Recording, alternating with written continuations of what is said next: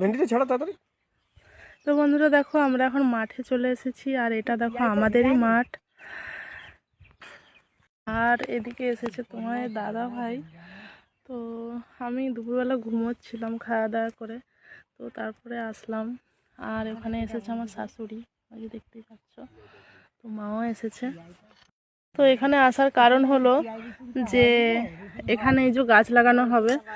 তো মানে মাঠে আমাদের নিজেদের জমিতে সবজি লাগিয়ে খাবো, এটাই তো ভালো লাগে বলো।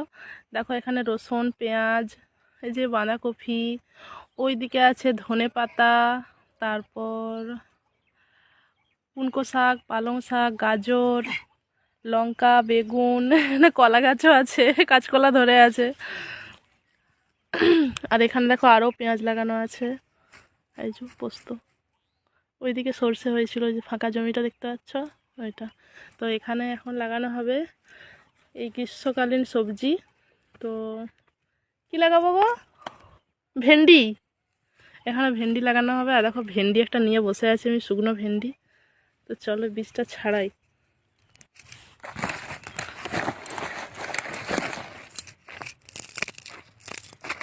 বীজ আছে তো? কবে দিবি বীজ ওখানে দিয়ে 500-1000 টাকা করে বীজ দিচ্ছে, আর কি সুন্দর নিয়ে